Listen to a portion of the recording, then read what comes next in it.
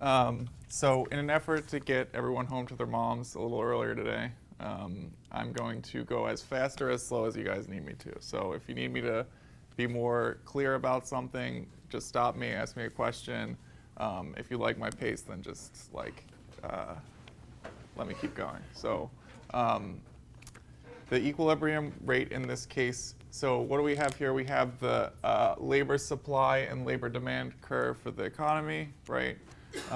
We have the wage rate on this axis. This is going to be like the average wage rate. Obviously, not everyone makes the same, but we're pretending this economy, everyone has the same wage rate. And then this is the number of units of labor along this axis. The equilibrium wage rate in this case is what? 9. It's going to be where the labor supply and the labor demand curve meet, and the number of workers is 210 million. Okay? So we just have to look for the equilibrium, find where the wage rate for the labor supply and the wage rate for the labor demand curve meet, and find the number of units of labor at that point. That's so we get an answer of D. Questions? No.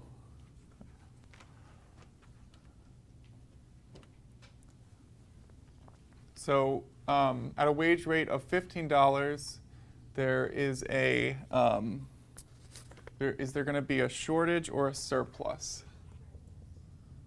of labor? So shortage, you remember, would be if there's not enough supply to meet demand. But in this case, we have more supply than there is demand for labor, right? So that means that there is a surplus of labor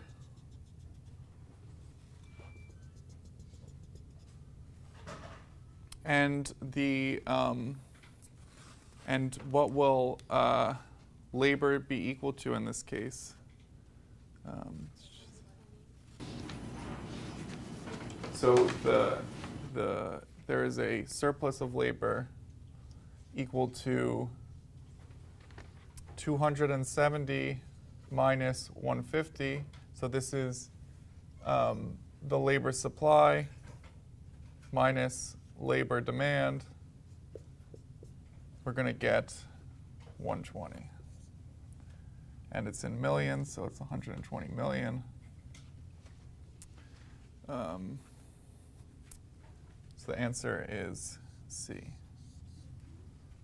And what is that? What are those people called that are part of the surplus? So in other words, there's going to be 120 million surplus, or 120 million people who are unemployed. Exactly.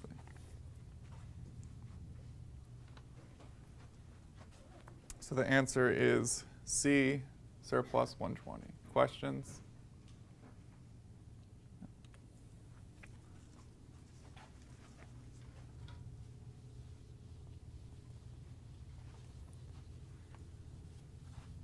If, because of misinformation, firms set their wage rates below the market clearing wage rate, what will happen? Will there be a shortage of workers or a surplus of workers?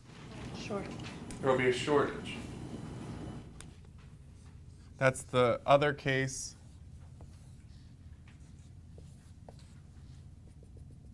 Where the wage rate is below equilibrium. Then labor demanded is going to be higher than labor supply. And we're going to have more people that the firms want to employ than are able to be employed at that wage rate. So we're going to have a shortage of workers. Questions?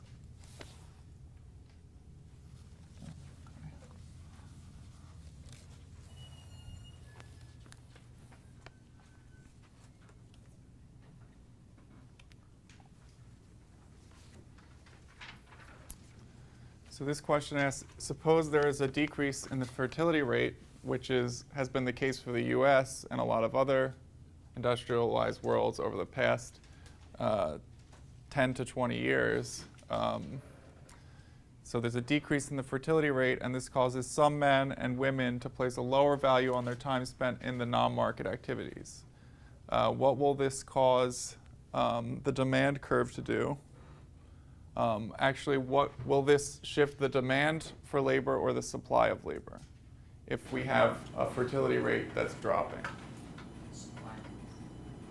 It will shift the supply of labor, right? If less people are able to work, then the supply of labor will shift to the left or to the right.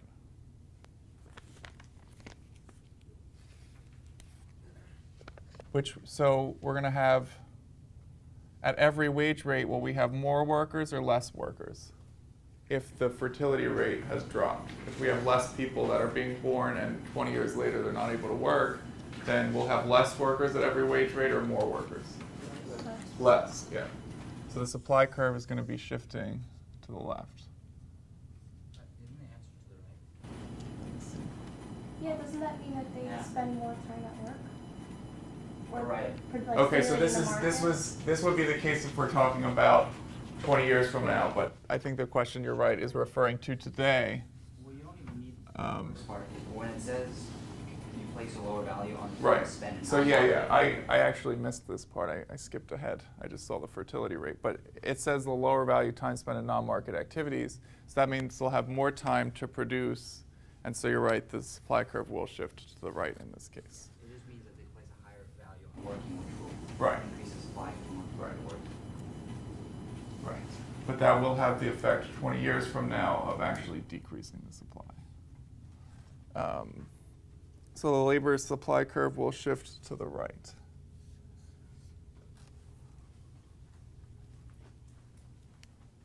Good catch.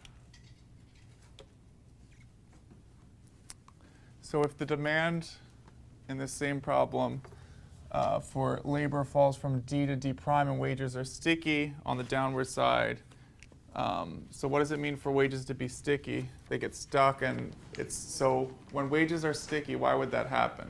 Happen because the employer might not have information at their fingertips of what the new demand curve looks like.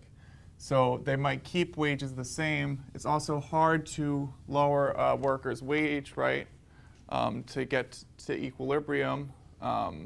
So they want to go from 10 to 8, right?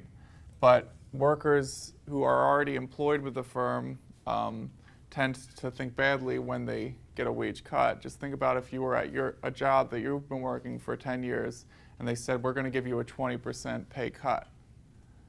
You would be doing what in that case? Looking for the exit, right? You would be looking for the door.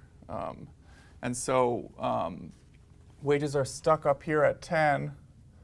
And so what's going to happen at the new, with the new demand curve? This is the wage rate, right?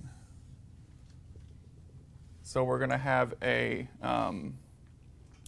unemployment because in this case, the labor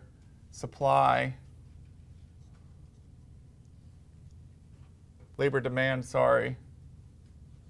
is lower than the labor supply curve, okay? And so we're going to have a shortage of how many workers? 200 minus 150, right? Isn't it referring to the unemployment from 300 to 150? I believe that's what it's referring to. Yeah, that's Might be not right. actually Oh, okay. So yeah. So I intuited a supply. It should be the supply curve that's here. Yeah. So the labor supply in this case is going to intersect this supply curve, and labor demand is going to intersect this demand curve, right? So if the wage rate is $10, then it intersects this supply curve here at a labor supply of 300 and a labor demand of 150. Okay. So when you say the wages are sticky, they're referring to the fact that it's going to stay at $10? Right. So it's in at least the short run, it's going to stay at $10. And so the labor supply will be 300 in comparison to the labor demanded would be 150. So the difference would be labor supply minus labor demand equals 300 minus 150 equals what? 150. Yeah. So what happens in the long run, though? So these people who are unemployed, what are they going to be willing to do to get back in the labor force? Lower the price.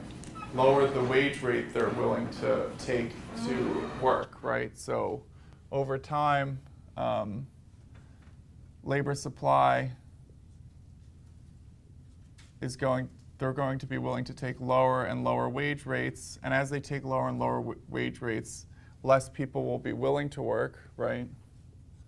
And producers will be demanding more and more until they get back to equilibrium. Okay? But that's over the long run. In the short run, there will be a surplus of workers that are supplied. Yeah. What if it was wages sticky at D1? So if wages were sticky where? Below? Are you saying if they were sticky below? Or you're saying if they were sticky right here? I'm wondering, would it be at $8 or? Yeah, we would go to that other point. So you're saying if it was The sticky? question was, what's the wage if wage is sticky at D1? Well, D1? yeah. Where is D1? I think He's basically saying if like the wage goes up and it's sticky, where would it be? If the wage went up I think it's like from reverse. here? Yeah, it would be like from 200. So you're saying if D moved from here to here, is that what you're saying? And it was sticky at here? No, you see like where it says 208, that equilibrium right there? Yeah, Yeah. where is it 200? So it So- would just go horizontal to that point. Okay. Like if it was Oh. sticky, If it Oh, was okay, sticky so it would be here and it $8. moved to here, you're saying? right? If the you're, stickiness refers to the wage. Right. So from 10 to 8 or another wage, not to the demand curve. right, Okay. right. So a stickiness refers to the actual wage rate, not the demand curve. Okay. So it's like a wage can't move because there are a lot of workers that are used to getting that wage, right? Or if it was the other case, if we moved from D prime to D and the wage was sticky at 8, suppliers are used to paying people 8 and they're resistant to maybe increasing people's wage because they think that will hurt their economic profit. But over the long run, they would raise their wage to attract more workers when they see there's more demand for their product. When they realize there's more demand for their product and they can't employ more people, they're going to say, well, we'll raise our wage rate a little bit more to meet demand. But in this case, it's moving from D to D prime, and the wage is sticky at the original price of 10. Okay.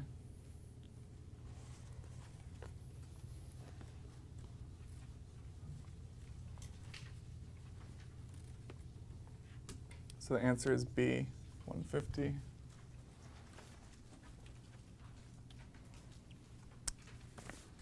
So this question says, if aggregate demand shifts while aggregate supply is stable, the relationship between the price and unemployment rate is represented in panel what? So for this question, it's helpful to draw the how the price level first interacts with GDP, with aggregate demand and aggregate supply. So we have an aggregate supply curve that looks something like this.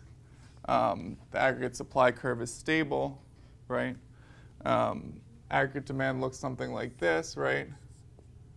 Aggregate demand 1, aggregate demand 2.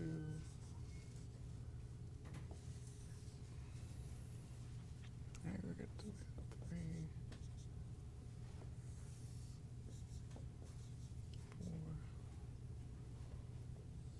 So if aggregate supply is stable, we're looking at how the price level will affect the unemployment rate, okay? What's going to happen as we go from AD1 to AD2?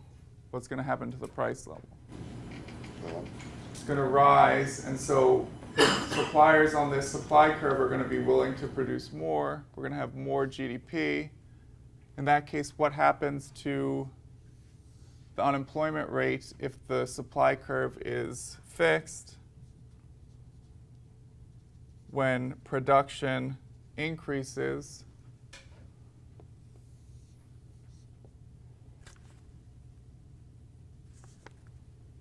so what's going to happen to the unemployment rate as the price is rising and more is being produced?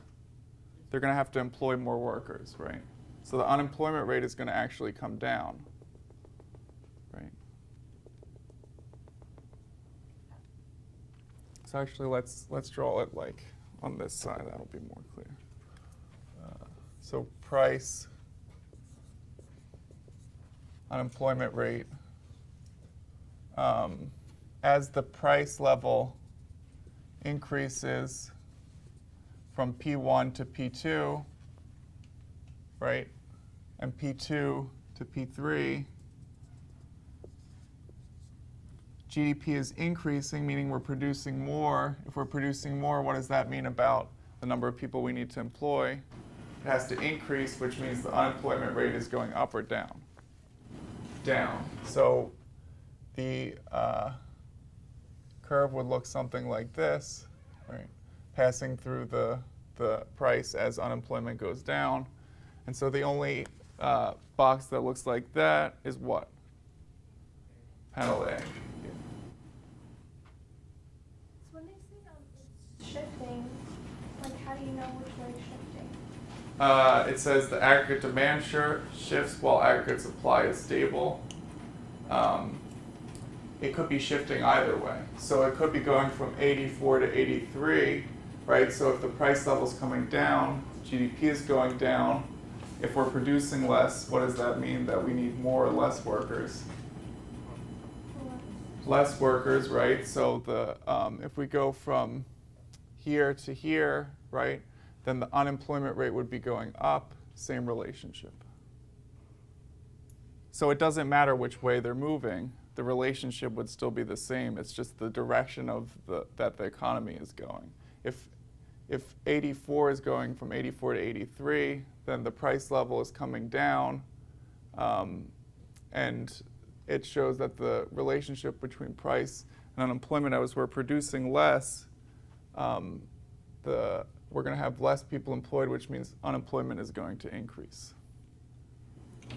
Well, isn't panel B an aggregate supply curve? And if the question is saying that the aggregate supply curve is stable. So an aggregate supply curve refers to what? Unemployment or production, though? I think it's production. Right. So this is the unemployment rate, not GDP, like we have here. So we need to look at how, as we increase or decrease the aggregate demand curve, GDP is affected, which also affects the price, right? And as we shift GDP, how does the price level change? And how does unemployment react to a change in GDP, right? Because GDP is going to, as GDP decreases, we're going to need less workers, right? So unemployment is actually going to go up. That's why the relationship as you shift the demand curve up will be the price level goes up and the unemployment rate goes down. Or if the price level is coming down, it must mean, and the supply curve is stable, it must mean that the aggregate curve is shifting down, production is going down, so unemployment is going up. Does that make sense? Ask me questions if that doesn't make sense. What if it's the other way around? What if the demand is stable And the supply is shifting? would it be the other one? So yeah, I think so. The inverse? Right, it would be the inverse, because if you look at a demand curve that's stable, right, and then a supply curve that's shifting, aggregate supply 1, aggregate supply 2, as the price level is coming down, the production's going up. So if this is GDP, this is a price level, then it would look something like panel B, because the unemployment rate is going to go up as we shift from AS2 to AS1 as the price level is increasing, and vice versa. But usually the supply curve we're going to say is fixed because it depends on technology and the availability of labor, and also the wage rate. And then in the short run, but in the long run, you'll see that that the aggregate supply curve is going to react to the changes in the aggregate demand curve. Okay. But in this case, we have the aggregate demand curve shifting, so it looks something like A.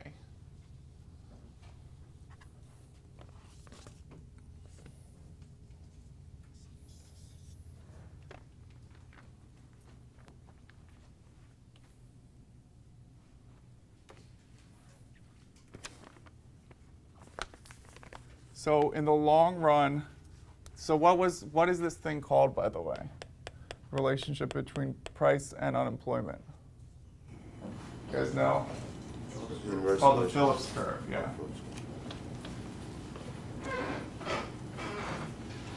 The Federal Reserve used to think that if they wanted to decrease unemployment, all they had to do was get more inflation, get inflation going, so they could decrease unemployment, and it would follow the Phillips curve, and we would have less unemployment. But what happens when you raise the price level in society? What's going to happen as prices are going up? What are workers going to want to tend to do? I see prices went up 10% last year. I'm going to go to my boss and say what?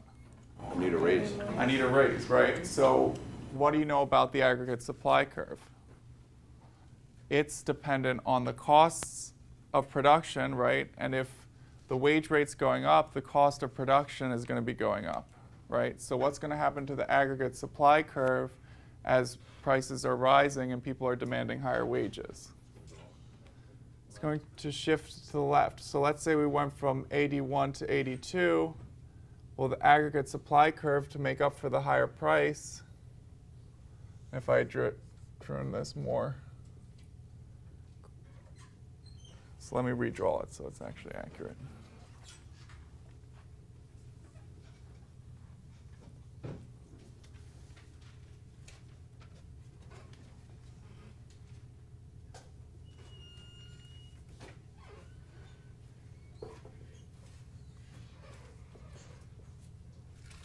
People are going to demand higher wages. And so we're going to be at a new higher price level, but we're going to have the same GDP, right? Because people demand higher wages due to the higher price level. And so there's no trade-off between inflation and unemployment. In the long run, what does that mean? It means that the Phillips curve, this curve, if there's no relationship between the price level and unemployment, what is it going to look like? It's going to look like a vertical line. So this is the Phillips curve. This one's the Phillips curve in the long run.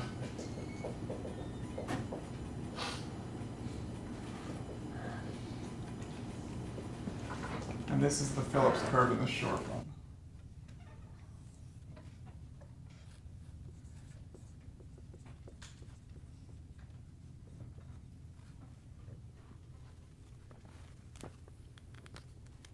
So in the long run, you can't really affect the unemployment rate. In the short run, because of sticky wages, you can affect the unemployment rate by increasing the price level. Does that make sense? So in the long run, it's vertical. It's a vertical line, yeah. Because the price level will have no effect on the unemployment rate. It's like if I raise all the prices in the economy by 50%, then all the wages are going to have to go up by 50% to pay for it, right? So in the long run, when wages aren't sticky, we're going to have a vertical Phillips curve. Okay. All right.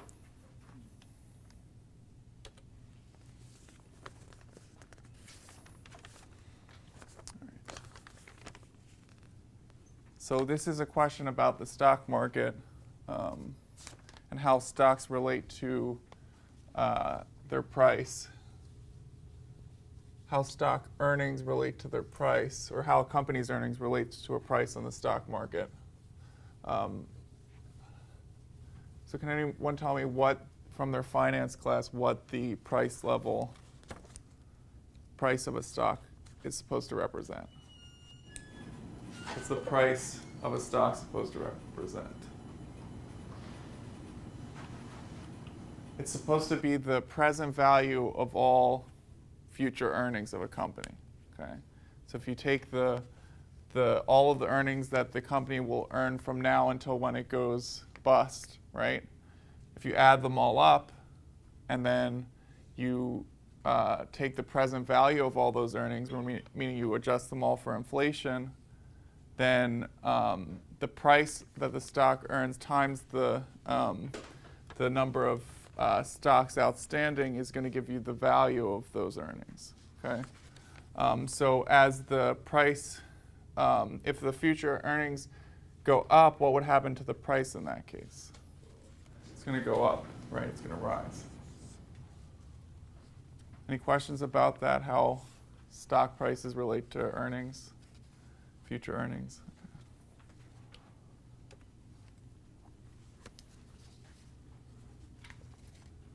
So for this question, you just need to understand the definitions. Firms can finance capital spending by doing all of the following except. So if they pay dividends, but they want to spend money, are they going to be financing their earnings or financing this capital spending? No, because paying dividends means you're giving out money to your stockholders, right? Whereas if you issue bonds, right? Issue bonds means you're giving money, you're getting money from people with the promise that you'll return it to them later, so that will help finance capital spending now, right? If you sell more stock, in other words, if a company gives out some of its shares or creates new shares to sell, then that's going to give it more capital to spend right now, right? Or they can borrow money from the bank. If they borrow money from the bank, they have to return it later, but now they can spend more on their capital earnings. So the only one that doesn't give us money to finance our capital spending is A. Questions? So the time it takes to see if there has been a stock shock to the economy is called what? This is just a definition. So it's called, so a response to a shock would be by policymakers, right? And it wouldn't be the time they take to realize there's a lag. That would be the time it takes them to implement a new policy. So it would be a recognition lag. It's the time it takes them to realize that there has been a shock to the economy. Remember, so how often in the year do GDP reports get reported? So every quarter, right? But they get some view of how the economy is doing at the unemployment rate every month, right? When they release the unemployment change every month. But also it takes time to figure out how accurate each of those are. So they release one earnings every quarter, but then they revise it, and then they revise it again. So they have 3 times to get it right. And then for the unemployment rate, it comes out in 1 month, it gets revised again, it gets revised the 3rd time. So the time that it takes to actually recognize that there's been a shock to the economy is called the recognition lag. Doesn't happen right away.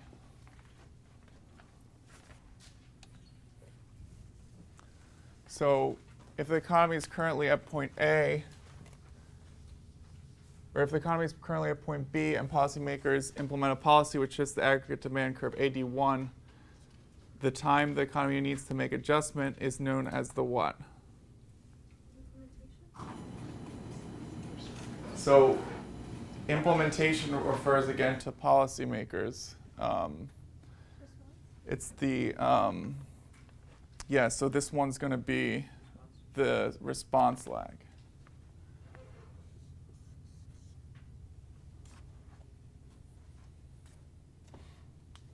So the economy can shift from AD1 to AD2. And actually, in this case, it's not policymakers with a response. It's going to be the economy that takes time to adjust the wage level for the new aggregate demand, and so that would be, it would eventually go to from AS1 to AS2, right? Because aggregate demand increase, the price level increase, people demand higher wages. It'll eventually get to the point where it's back to its original in the long run of Y0, but that time period is known as a response lag.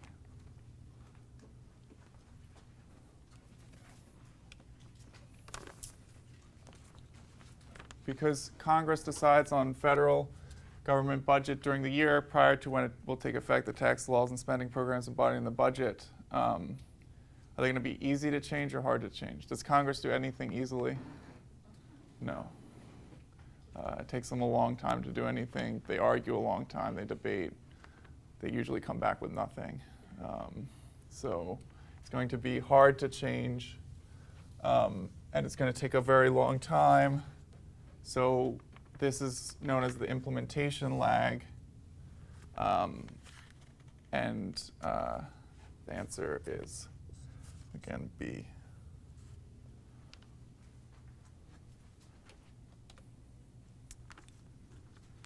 So what would, if there was a constitutional amendment requiring the federal government to balance its budget? So there are such amendments. They're called the balanced budget amendments that people trot out a lot. What would it mean if, when the economy shrinks, they have to balance the budget? What happens when people are laid off? What happens to their income? What happens to people's income when they get laid off? It goes down, right? Or it goes away. And so what happens to the taxes they pay towards their to the government from the income that they're earning now? It goes down, right? And so if the government was required to keep its budget balanced at the same time taxes are going down, right? Then what would happen to the economy? So we have GDP equals C plus I plus G plus X minus IM. So for whatever reason, people are losing their jobs. GDP is decreasing because maybe consumption and investment are declining. If the government also has to balance its budget because taxes are going down, because incomes are going down, what has to happen to government spending? Go down also. It needs to go down, or taxes, or the tax rate, or the rate that they charge people needs to go what? Up, right? So either government spending needs to go down, or taxes need to go up. What happens to consumption when taxes go up? People consume less because they have less to spend. And so if there was a constitutional amendment requiring the federal budget to be balanced, it would be a stabilizing force. In other words, it would bring the economy, it would react in the opposite direction of whatever the economy is doing, or would react in the same direction.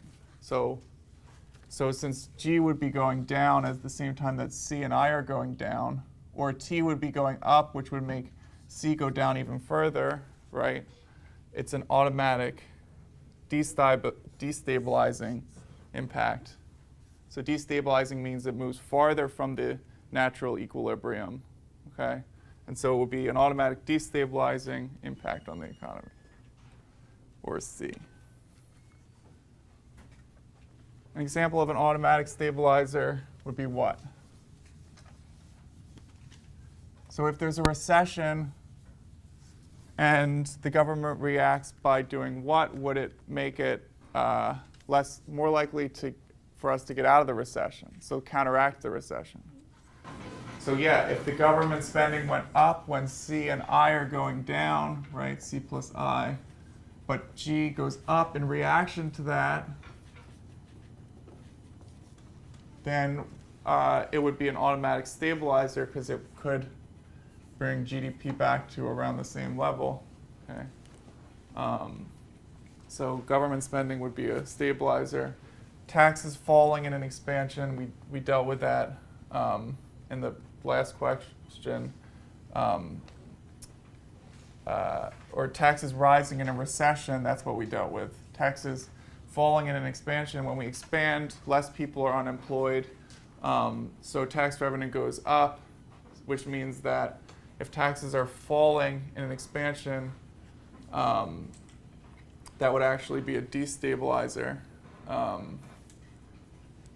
because it would, if you're decreasing your taxes at the same time that GDP is increasing, then it's going to increase consumption even more, and it would get us into a situation where GDP is rising higher and higher.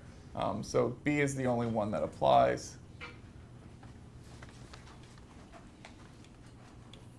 Okay. When a country's exports of goods are greater than its imports of goods in a given period, it has a what? It's just a definitional question. It has a trade, if its exports are greater, it has a trade surplus.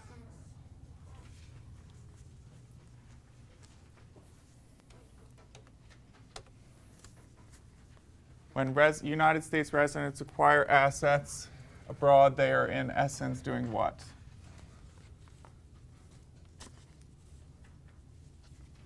So they're buying something from abroad, right? But that's not going to be produced in their country, right? So in essence, what are they doing for the assets abroad? They're lending them money, right? It's like lending someone money. And then what will happen to foreign debts to the United States? Decrease or increase? Yeah, the debt that foreigners owe the United States will increase because we're lending them money. Right?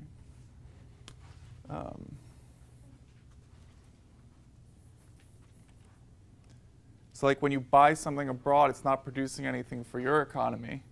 So it's like you're acquiring something that's producing something in another economy. If the value of that rises, then it can pay you more in the future. But in any case, it's like owing more money to the United States.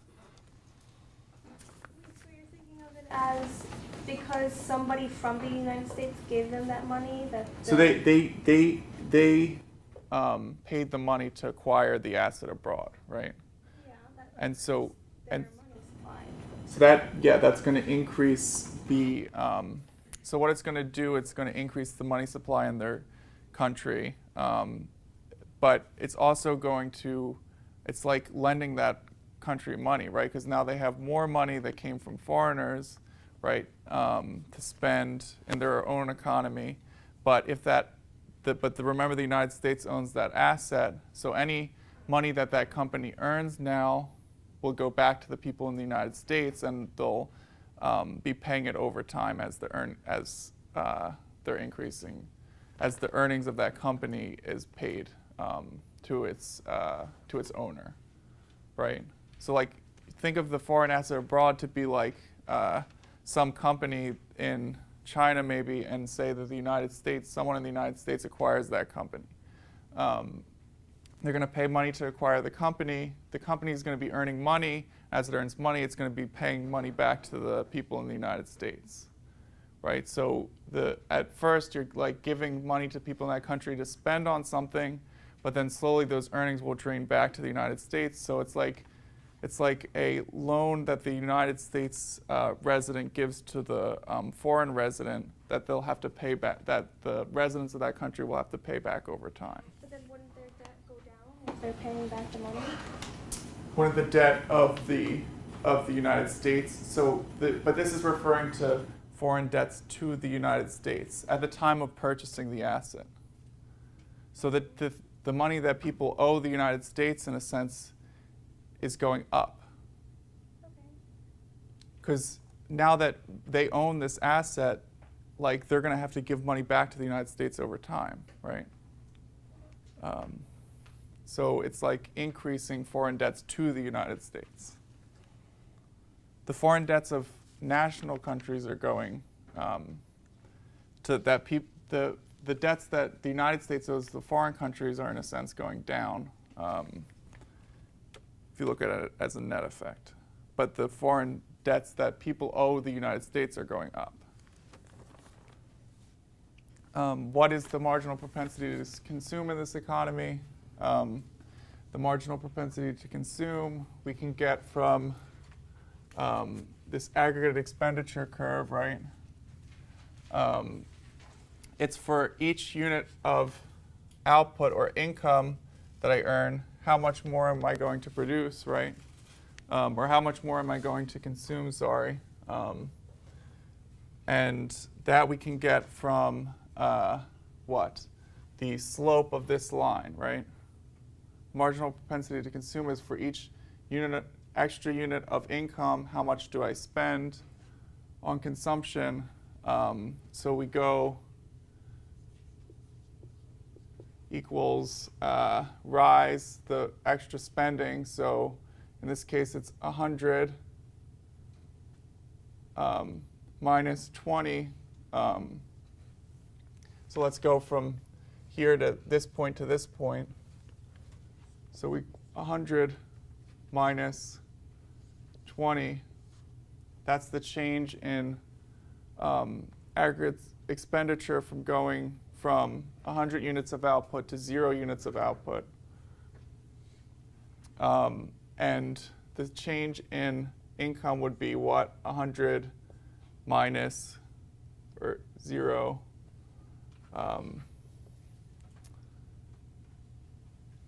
So we would get 80 over 100, which equals 0.8. That's the marginal propensity to consume. Everyone with me on that? How we got the marginal propensity to consume? It's just the change in aggregate expenditure over the change in income or production.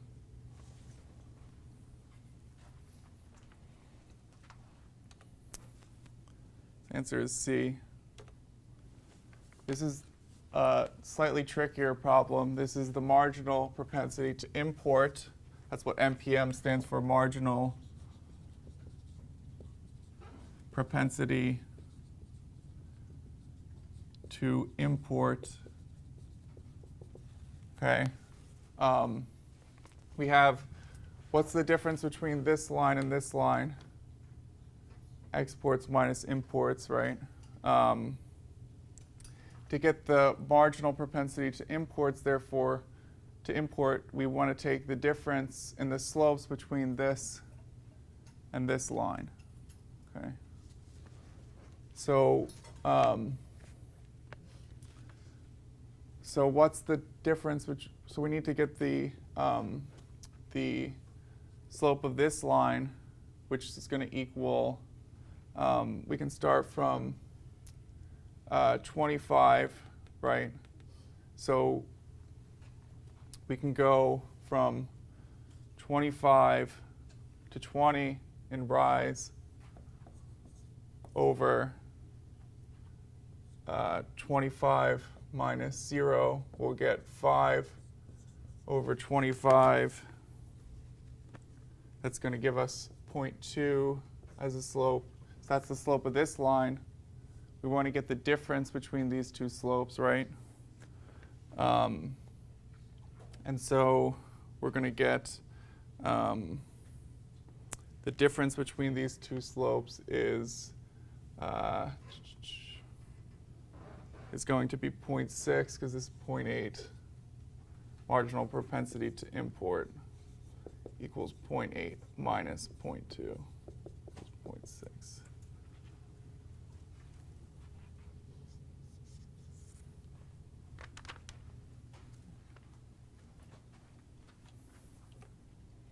Any questions about that one?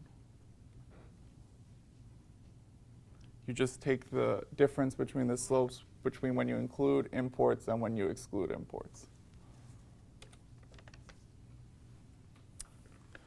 The open economy multiplier is going to be how output reacts, including exports and imports, right?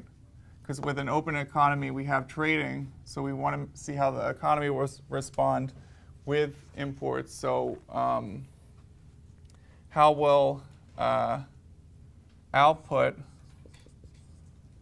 respond to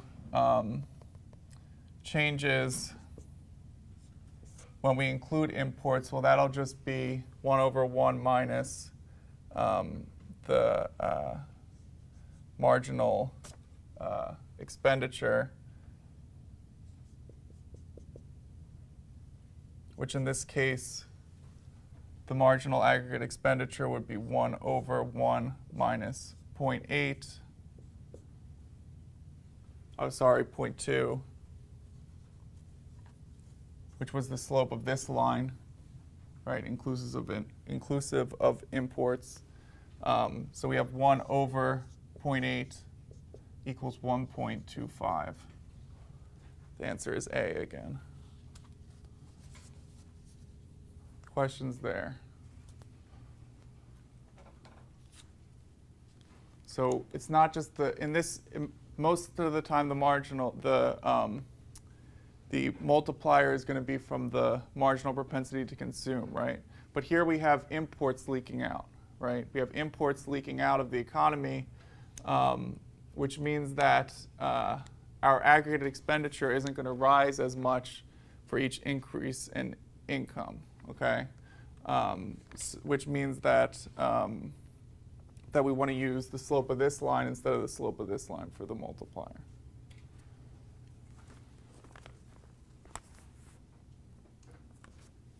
Questions?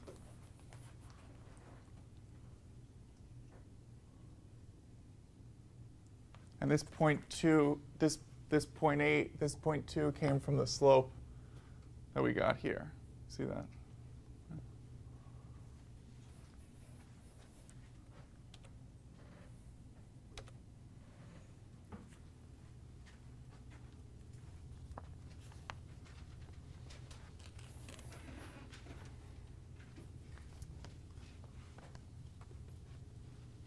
If we want to increase imports from Mexico, what do we have to pay with? Dollars, right? So what will happen to the overall supply of dollars? We need more money to pay for it. It's going to increase, right? And then to purchase the goods in the other country, when we increase that supply of dollars, what's going to happen to the amount in the overall market for pesos in order to purchase those goods? What's going to happen to the demand? It's going to have to rise, right? Because we're going to need to buy the goods in the country with pesos. So the demand for pesos in that country has to increase as well, right? What is the thought process behind that? Okay, so you're buying more things from Mexico, so your supply of dollars goes up? Right. So in order to get the money to pay for the imports from Mexico, we need more dollars in the system in order to exchange with Mexico for its pesos, right? So we're going to purchase some more pesos from Mexico, and since we're purchasing more pesos with those extra dollars that we supplied, the overall demand for pesos is going to go up, right? So normally in a closed economy, we have a supply of money and a demand for money. Supply of money is set by the Fed rule, right?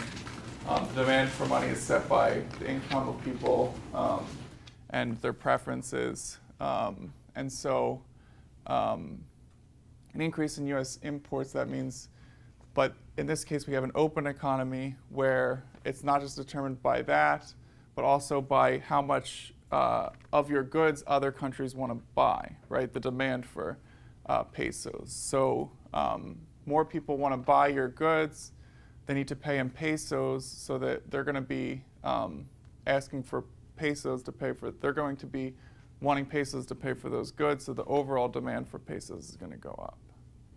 Does that not make sense?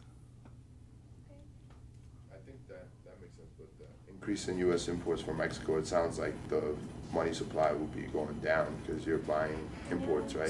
But the supply is not the supply just for my country. It's the supply of dollars across all countries, essentially. So I need to increase the supply of my dollars in order to purchase those pesos. Yeah, but that doesn't say that. It doesn't really read that way. How do do you increase your supply of dollars? It's confusing. So the Fed can increase the supply of dollars just from the Fed rule, right? They can increase the or let's say, okay, so let's say you're a bank and you want to buy something from abroad, right? In order to do that, what are you going to do? So you could sell off your bonds, right? And then you're going to get money in return for those bonds, But right? once you pay for the goods, then you're decreasing the money.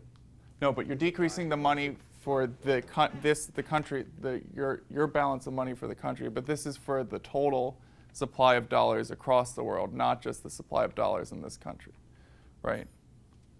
So the supply of dollars is referring to the total supply of dollars across the world, not just for the U.S. as a loan, right? If you want to buy something from another country, the supply of dollars in the entire world goes up. Yes. It's like, think of a bank wanting to buy something from abroad. They need to sell something. Maybe they sell their bonds to the Fed. The Fed gives them money in return. That increases the supply of dollars. They purchase the goods from abroad. In order to do that, they need to exchange for pesos, which increases the demand for pesos. Okay.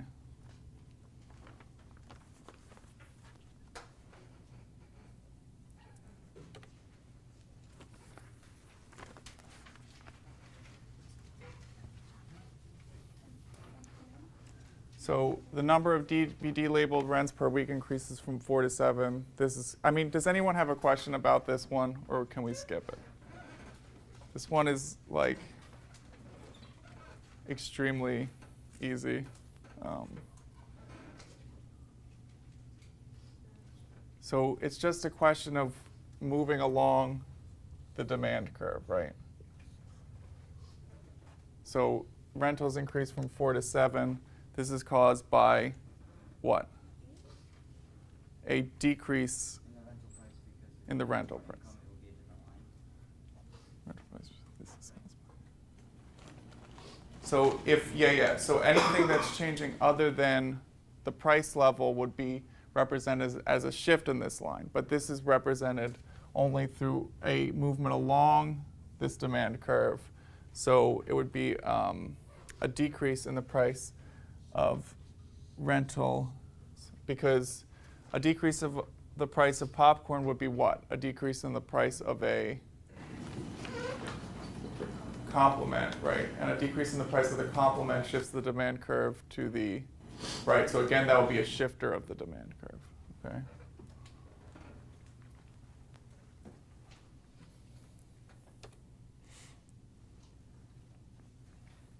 And this is just the reverse.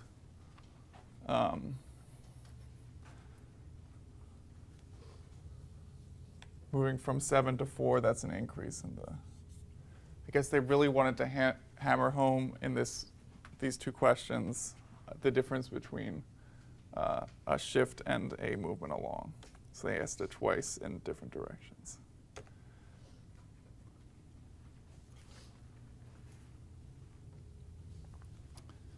What's producer surplus? It's the difference, right, between what a producer gets for the good that they're selling and what they would be willing to produce that unit at, right? So it's the difference between the current market price and the full cost of production for the firm, right?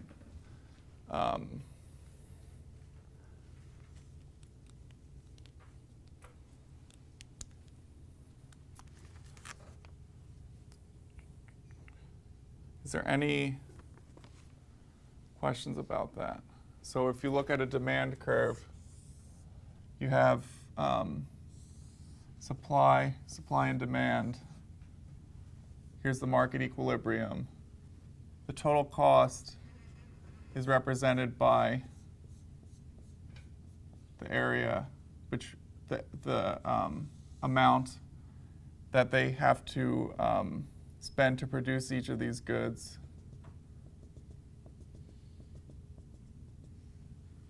Here is the price that they get. So the area of these lines, as opposed to dotted lines, is going to be their producer surplus because this is the price in equilibrium. And the supply curve represents their cost to produce that number of units, their total cost, if you add up the dotted lines. So this is producer surplus.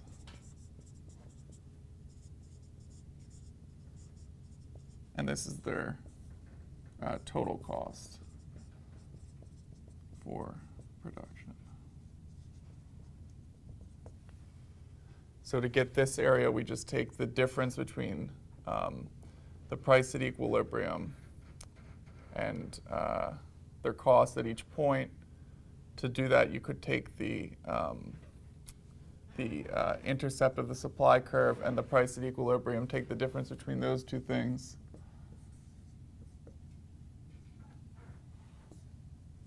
and then multiply by the quantity and divide by 2. But this is just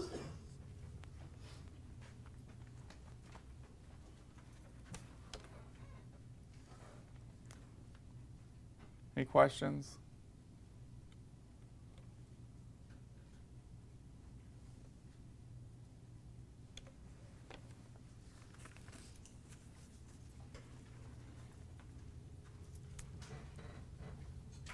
What happens, let's leave this up. What happens since we know consumer surplus, or producer surplus, what's consumer surplus? It's going to be the area above this line,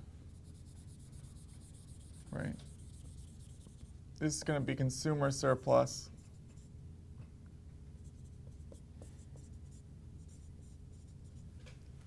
At the market equilibrium, the total of this plus this is going to be what?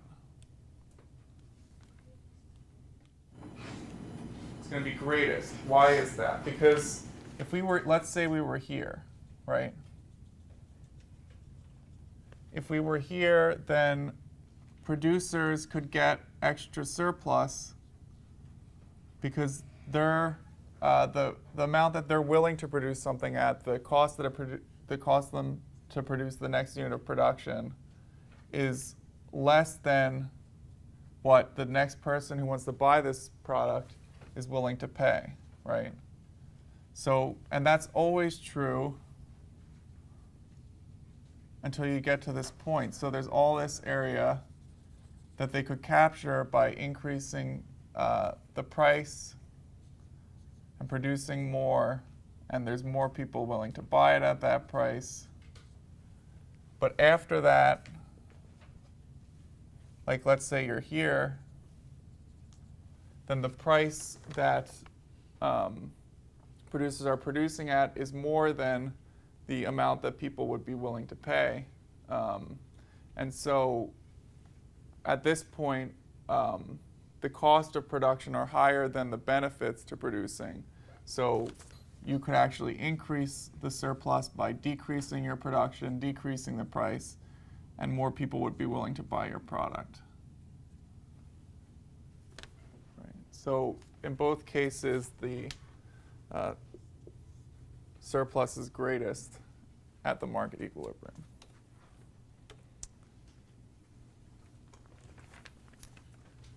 The demand for auto mechanics increases in the summer of 2016. The starting wages paid to auto mechanics was still the same at the end of 2016. This is an example of what? So the demand for auto workers increased, but the starting wages stayed the same. So if we were looking at a wage,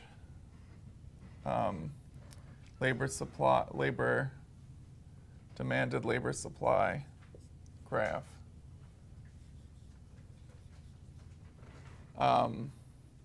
And we had a supply curve and a demand curve. If the demand for auto mechanics increased in the summer, so this is auto mechanics,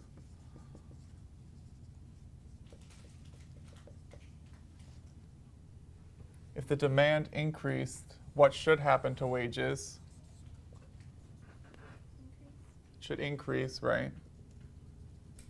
And since it didn't, what's happening? It's stuck, it's sticky, right? So this is an example of a sticky price. Questions?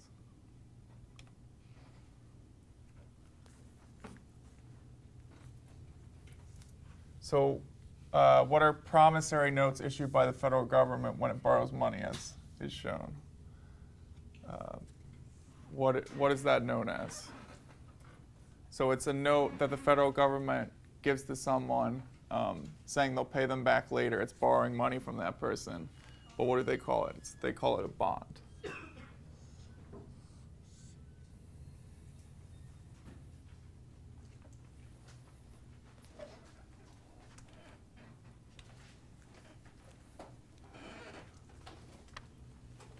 Which of the following is not included in 2016's GDP?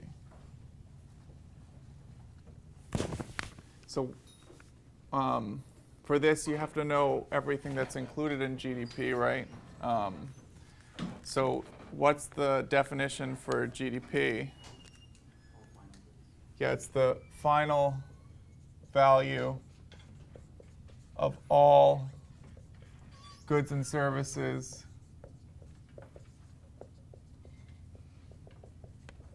produced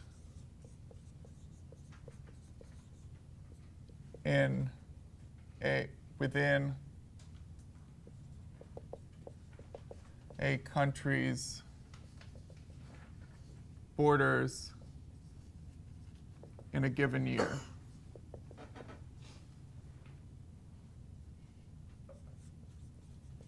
Right?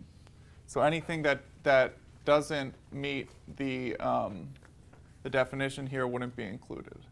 So let's see if A is the commission earned by a headhunter when she locates a job for a client. Did she produce something for that client? Yes, so that would be included. The value of a motorcycle produced in the United States and exported to Japan, was that produced and sold? Yes. Okay. In that year, so that is included. The profit earned in 2016 from selling a stock that you purchased in 2008.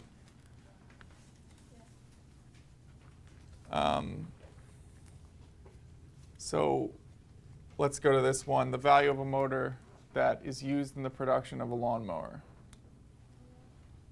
So this one is included. The value of a motor that is used in the production of a lawnmower. Is this included in GDP? So why isn't this one included? It's an intermediate good and it will be counted when they sell the final motor. Okay.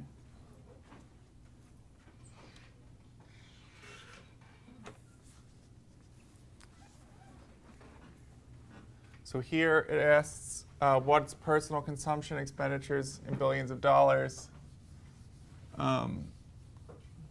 So here you need to know the definition for consumption. Includes what? It includes the purchase of durable goods, includes the purchase of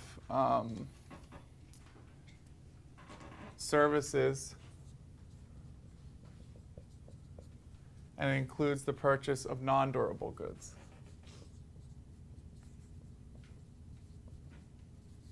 Where's housing counted in? Is it counted in consumer spending? So non-residential or residential investment, is that going to be counted in consumer spending? Like it's the purchase of a house? No, that's included in investment, right? So that we're not going to include that.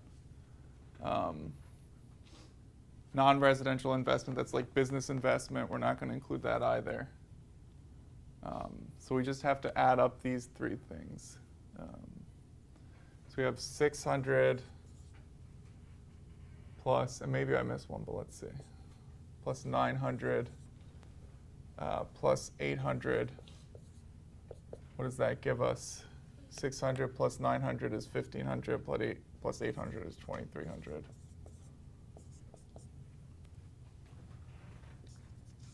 Answer is D. Questions about that one? You just need to know the definition of consumer spending or consumer expenditures.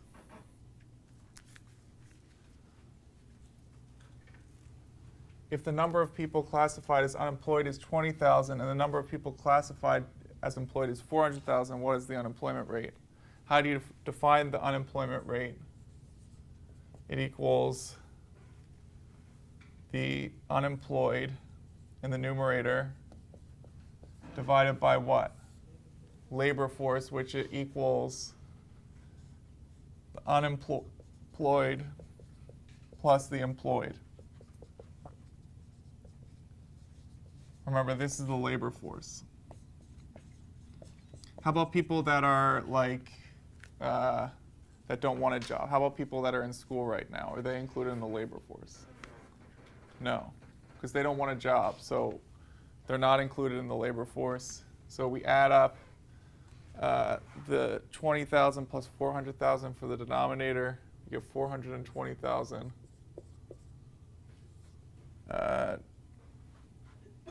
We take the number of unemployed on the top, it's 20,000. We get out our calculator, or if we're really good, we do it in our head. We get the answer is what? B, 4 point. If the inflation rate is smaller than the nominal interest rate, the real interest rate is what? So what does the real interest rate equal? The real interest rate equals the nominal interest rate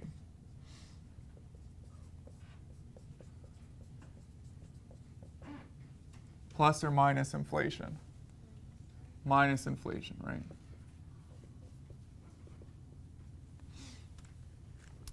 So this is the real interest. In other words, if I loan someone something, I use in my contract the nominal interest rate, right? If the value of that, of all goods and services, if I have to pay more for each good and service, and I'm only getting paid in a nominal interest rate, then the real interest I earn, in other words, the amount of money that the increase in the goods and services I can buy is actually represented by the nominal interest rate minus the increase in the price level, the average increase in the price level. So if inflation rate is smaller than the nominal interest rate, in other words, if the nominal interest rate is greater than inflation, the real interest rate will be positive.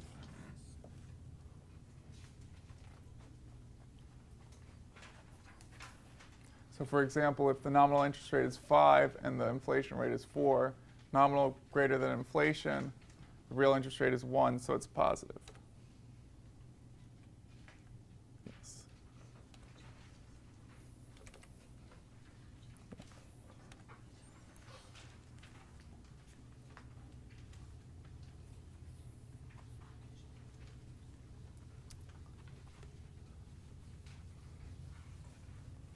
So in this case, refer to figure 8.7. In Azora, planned investment does not vary with income. Azora's planned investment function is represented by what? So if planned investment does not vary with income, which one best represents that? So in other words, as I change income, does planned investment change here? Yes, because as I increase income, planned investment increases, right? How about panel C? That one, if you increase planned investment, if you increased income, well, you can't increase income, it's fixed. So that one is not good either. In this panel, as you increase income, planned investment changes. The only one that planned investment does not vary with income is panel B. It's just recognizing how to identify a relationship that's stable with income. Panel B.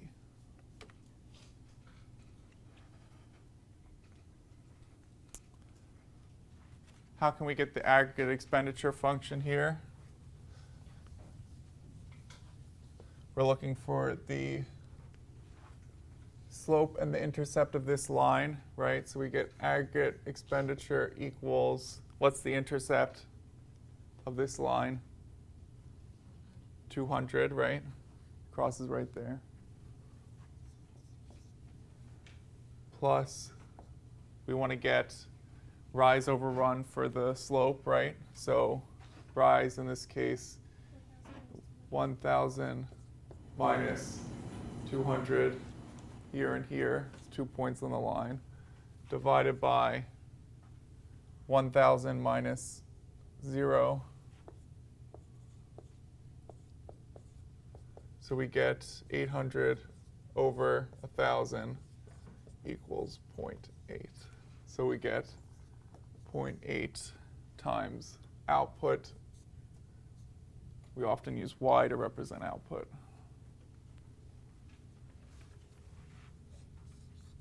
Questions?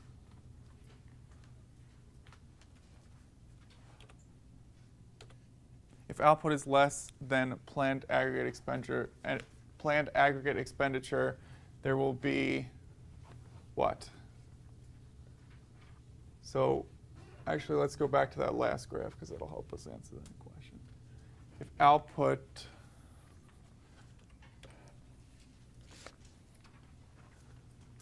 if the output is less than the aggregate expenditure, this is a case where the output is less than planned aggregate expenditure, right? What happens to inventories?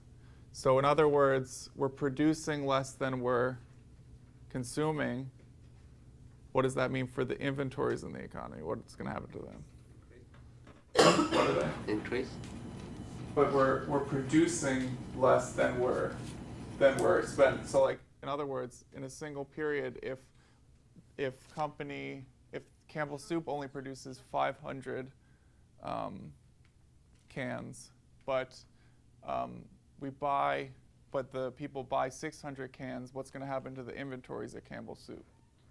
People bought 600 cans, but I only produced 500 cans. I have 1,000 cans in inventory. What will happen to the inventory in that case? It's going to decrease, right? So if output is less than expenditure, then it's going to decrease. Did you say decrease to begin with? Sorry. So output is less than planned aggregate expenditure, so you'll have an unplanned decrease in inventories.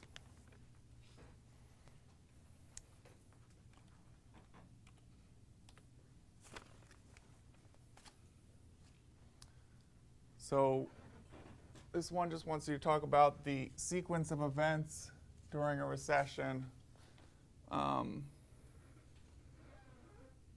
So companies fearing that there's going to be less demand in the future will do what?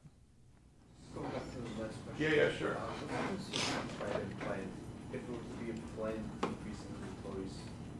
So if it was a planned decrease in inventories, maybe the company thinks that in the future, that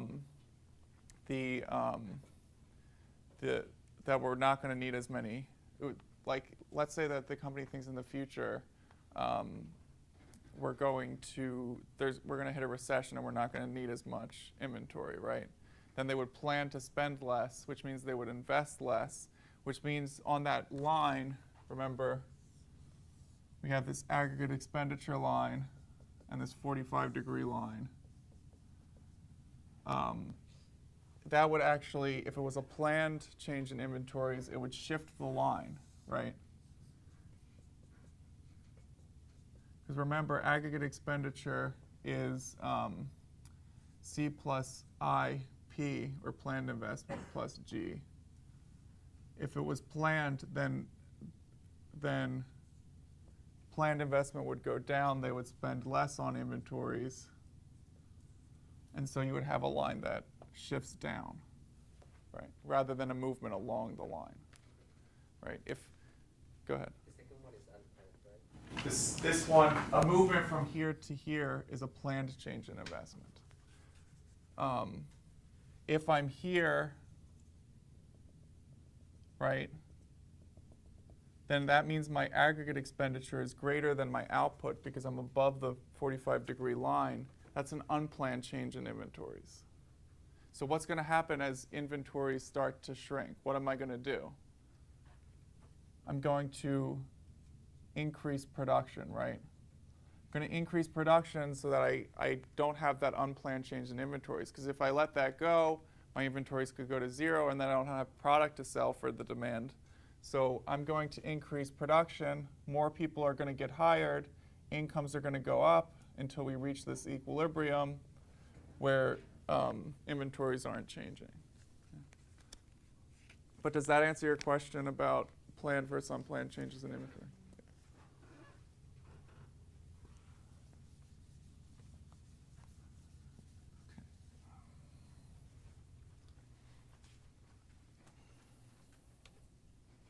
Which of the following is the correct sequence of events during a recession? So again, if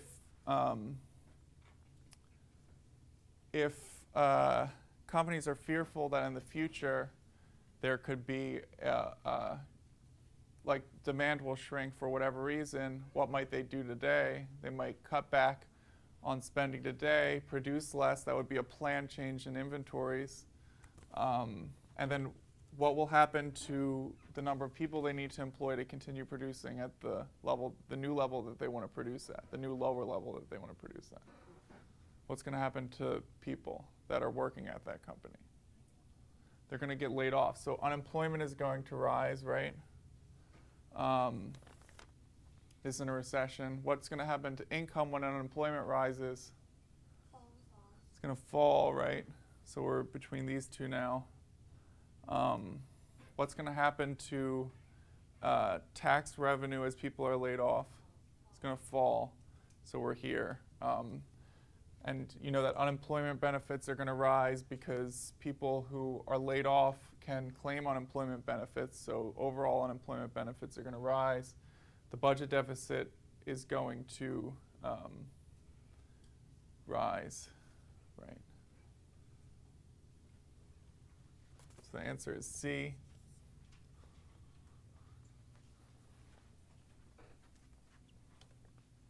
Budget deficits are going to rise because assuming the government keeps its spending fixed, taxes go down, budget deficit has to go up.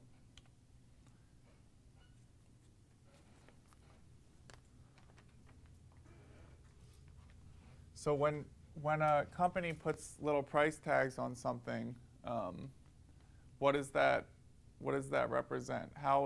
What's the function of money in that case? It's like this good is worth this much. That's so if it was a medium of exchange, that would be the function where we actually exchange the good and service. But here the firm is just signaling to the producer how much it's worth. So a store of value would be if I'm holding it to spend later. But that's not what they're doing by attaching the price. It's a unit of account. They're saying they're signaling to the customer, this is how much this product is worth to us. How much is it worth to you? Well, I can see by how much it's worth. I can look at it and see how much it's worth to me. So it's a unit of account for the company. A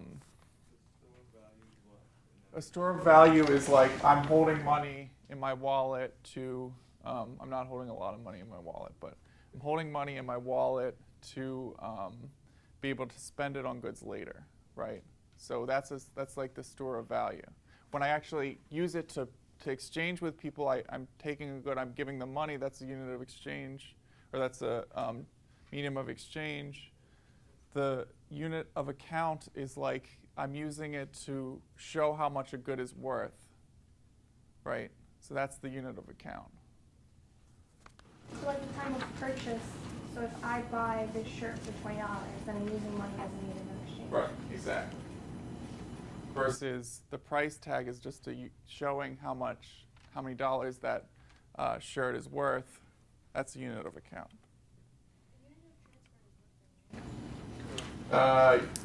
Yeah, I've never seen that one before, so I think that's nothing.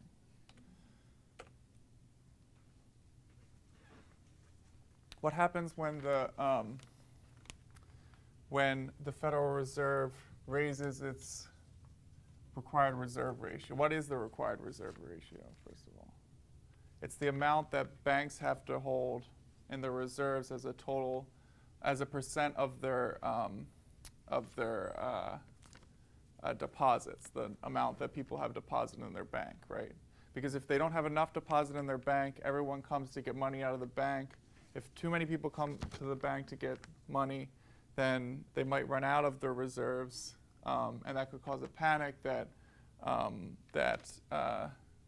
will cause the bank to shut down and stop giving out deposits, which might cause a recession. So we have these required reserve ratios. You have to keep a certain percentage of your deposits to give out whenever people want them, right? So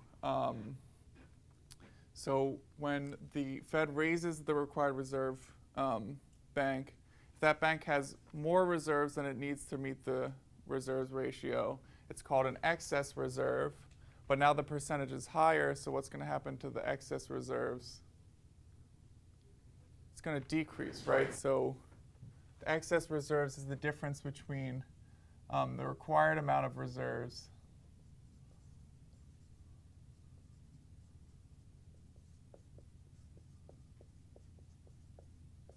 minus the total reserves minus the required amount of reserves, right? That's the excess reserves.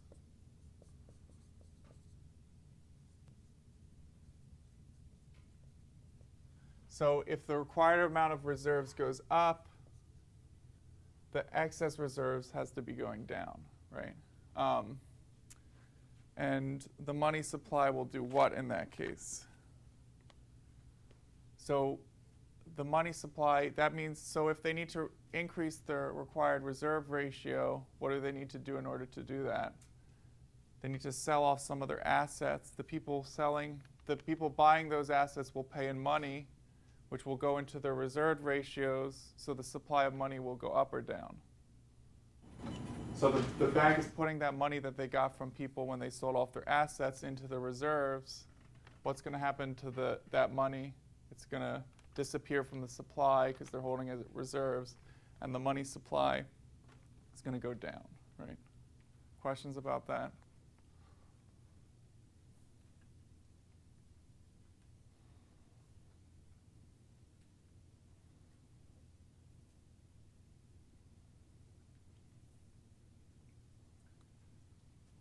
So when the Federal Reserve either buys or sells government bonds from the private sector, what's that process known as? It's called open market purchases. It just means that they're not selling it between the Fed and the Congress. They're selling it on the open market with everyone else who's buying and selling bonds. And so it's an open market operation, open market purchases. It's a purchase in this case because they're buying government bonds. It would be an open market sale if they were selling government bonds.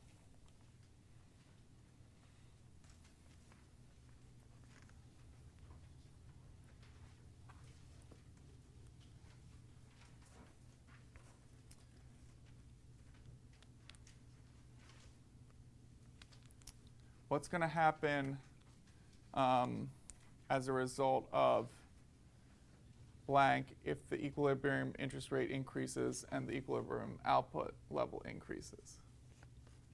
Which of those could cause that to happen?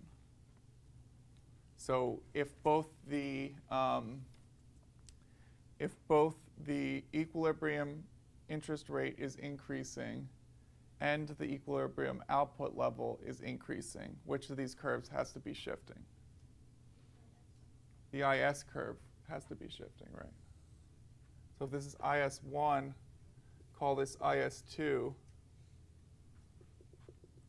that would be the case where the interest rate is increasing and the output is increasing. Which of these things could cause that to happen?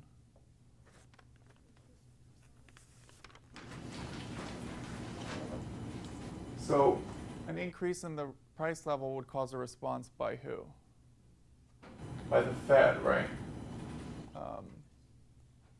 And also, yeah, so an increase in the price level would cause a response by the Fed, not by the consumer. So what does this curve represent? This curve represents the demand for money at each of these interest rates, basically. What is IS? IS is the interest rate savings curve. Saving.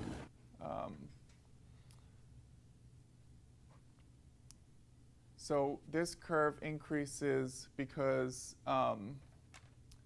people at every interest rate, what happens when this curve increases? It means that at every interest rate, output rises, right? In other words, they're going to need more money to purchase that output. So if this is increasing, it must be because output increased at every interest rate. Which of these things would cause output to rise at every interest rate in equilibrium? An increase in government spending, because that would increase incomes, right, which would push the IS curve to the right. Yeah? The Fed rule is a rule set by the Fed that in response to price levels, in response to increases in aggregate output which affect the price level, they'll increase or decrease the interest rate. So the Fed rule is determined by the Fed. They follow output and they see, they know the relationship between output and price levels, and then they'll set the interest rate at a place where they'll keep the interest rate and they'll set the interest rate at a place to keep the price level stable. Okay, so they look at output, output's increasing, so they say they need to increase the interest rate in order to tamp down on price levels. Okay. And so the Fed rule is just a rule that the Fed follows in response to increases or decreases in output to keep the price level the same.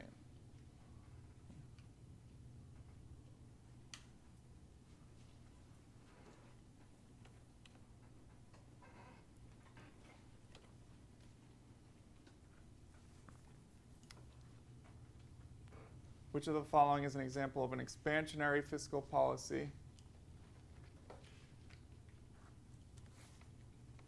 So fiscal policy is what? It's government spending or government taxation policy, right? So we know that an expansionary fiscal policy will be one in which it increases GDP, right? A retractionary fiscal policy will be one in which it decreases GDP. So which of these will increase GDP? So this is an example of what? Government spending, right? Will increasing government spending increase GDP? Yeah, so that one looks like a good candidate. This one's an increase in the marginal tax rate. That would be a contractionary fiscal policy because we're increasing the tax rate, right?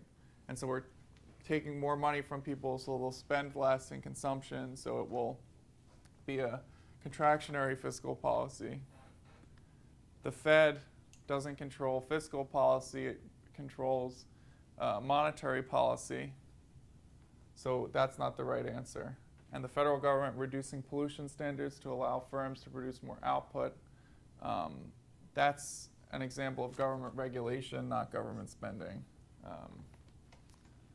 So it would be A. So you're saying on C, the Fed doesn't sell government securities, right? So you're saying. the Fed can sell government securities, but if they do, and that would be, if they sell government securities, then that would actually be selling government securities, in other words, selling bonds, would be a contractionary monetary policy. Yeah, because you're taking money. You're taking money out of the system, right? But even if they were buying bonds, that would be an expansionary monetary policy, not fiscal policy. Okay. Fiscal policy only refers to the government spending and government taxation policies. Okay. Last question. Assume the economy is currently at point A on aggregate supply curve, AS, an increase in inflationary expectation that causes firms to increase their prices. We'll do what? So currently at A, so an increase in inflationary expectations that causes firms to increase prices. We'll do what?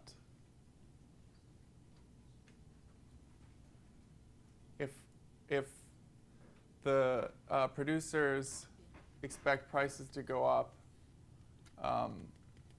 what they're going to expect to produce output at every price level at a lower or a higher level? Low, right. So at each price level, they'll say, well, inflation's going to go up, so I'm going to want more or less today.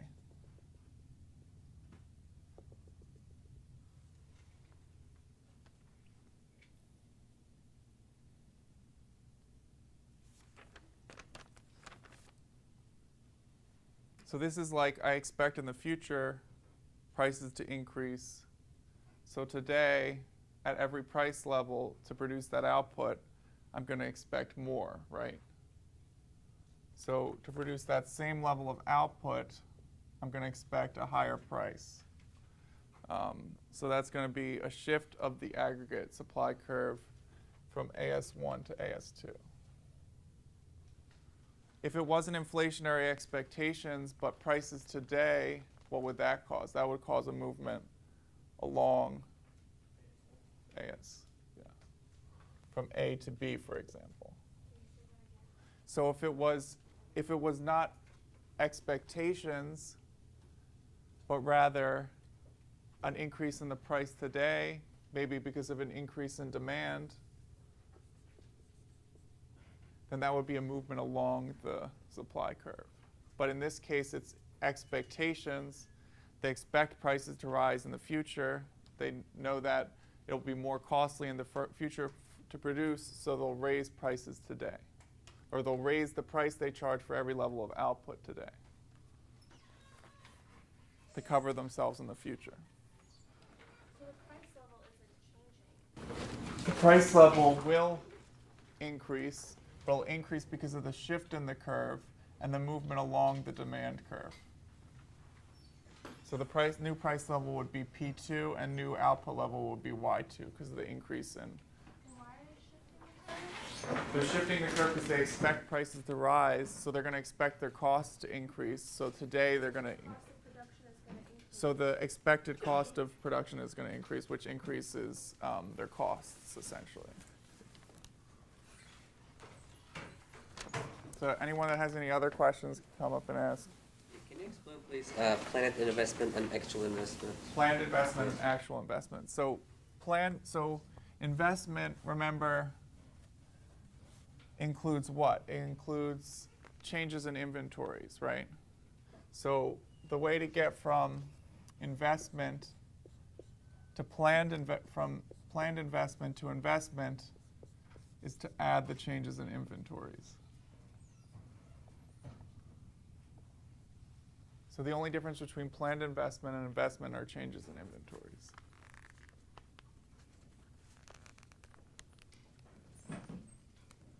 If changes in inventories go down, that means changes in inventories are negative. If inventories go down, that means the change in inventories is negative, which means that investment is smaller than planned investment. If changes in inventories are if inventories go up, meaning inventories are positive, that means that actual investment is higher than planned investment. Can you show it in the function? Yeah, you want to see it in the curve? Sure. So let me just go back to the. Okay.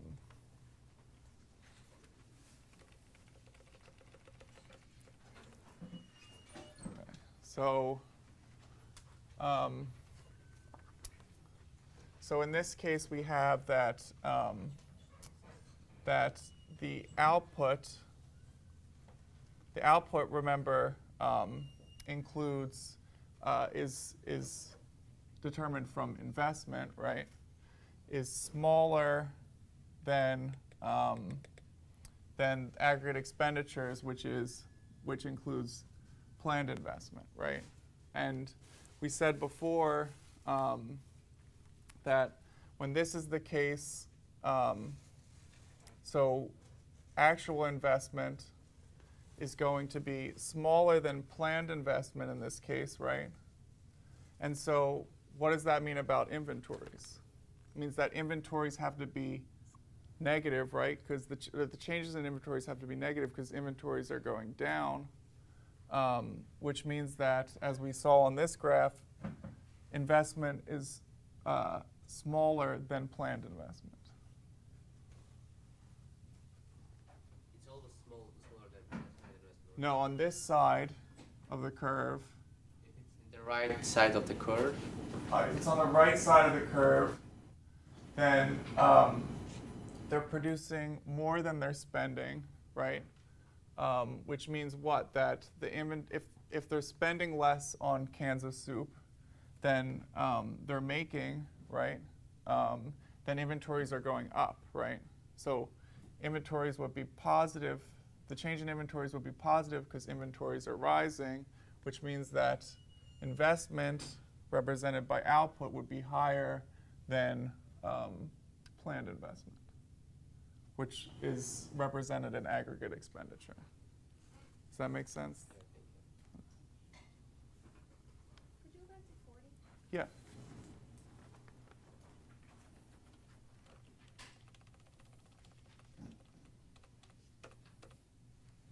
So when you say that the supply curve is shifting because of the expectations, so an increase in inflationary expectations that causes firms to increase their prices. So they're increasing their prices because they think that the cost of production is going to increase? Yes. They expect the production to increase, so they are going to require more today in order to produce at the same level of output. So if that's the case, the price level has to rise for every unit of output. Okay. So the A, B, and C dots don't really correspond to anything. So these A, B, and C dots would only be movements along the curve. Okay. So that would only be the case if prices were changing today rather than inflationary or price expectations tomorrow. So if it was Y1 and the inflationary expectations are causing them to raise their prices, A would shift right above it onto AS2. So A For the same output of AS1 would shift to AS2. It would be at a new point, let's call that D, in equilibrium. But then it's not producing the same amount of output. No, it's not producing the same amount of output because to produce at the old level of output, it would require P2, right? But demanders aren't willing to pay P2 for Y1, right? So they're going to shift back to point D, right? It would only, to produce this output, okay, suppliers at the new level actually are going to want P3 here, right? At the old output level. So they increased the amount that they're willing to produce Y1 at from P1 to P3, right? But demanders aren't going to be willing to pay P3 for Y1, right? So they're going to want less at that price, and then they're going to, as they do that, As the price increases, the demand decreases. The demand Yeah. decreases, yeah, and the suppliers, in response to the lower demand, they supply less, yeah. So they would move along this supply curve here now. So like usually if you're talking about expectations, it's usually like a shift in the supply Right, curve. an expectation about a price change in the future is represented by a shift. These price levels are always the price level today. Something about expectation, we could expect that the answer is going to have something to do with shifting the line. Yes, but it depends which way it will shift. So if they expected prices to, so let's say it this way, if they expect prices to fall in the future, right, then maybe I'll produce more today so that I can sell it tomorrow, but I'll produce it at, I'll produce each level of output at a lower price because to attract more people to work for me, I'm going to produce I'm going to lower the price level, or in other words, I expect costs to fall in the future, so I'm going to lower it down to produce more today at each price level. So what would cause this shift from A to B? From A to B, shift in the demand curve from 81 to 82. So The way that the graph is set up, there is no such thing as a shift from A to B unless there's another demand curve? yeah, there's no shift in the demand curve, or we're supposing, because it's not pictured here, that there's no shift on the demand curve because of changes in expectations about prices. Only the firms have the information about these inflationary expectations. We're saying the consumers don't have the information about the inflationary expectations. So nothing can cause a shift from A to B or C in this graph as it's presented. Right, yeah, so you would need a reason that 81 is going from 81 to 82. Yeah, and you would need a picture for that. Or they would need to like describe a situation in which 81 goes from 81 to 82. A situation like people expect in the future that there's going to be plentiful jobs with high wages, right? So today I might spend more because you're secure, right? But there could be a change from A to D, which doesn't exist, but we created it. Yeah. So D is the point that would be the new equilibrium, essentially. So if that were on the graph, there would be such thing as a shift from A to D. And but you wouldn't be moving. You would be moving along the AD curve because of the shift in AS. Yeah. So if it said you would move, if the answer said you would move from A to D along the demand curve, that would be a correct answer as well. So at any point where the curves of AS and AD intersect, those are points that are possible to change to. Right, those are equilibrium points, right? And the economy will move towards those equilibrium points. Maybe not instantaneously, but that's where they'll end up.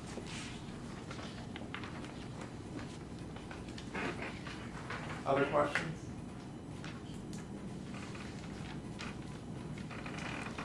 All right, well, email your professor if you have questions before next week, I think is the exam. Is it next Sunday? Yeah. Okay.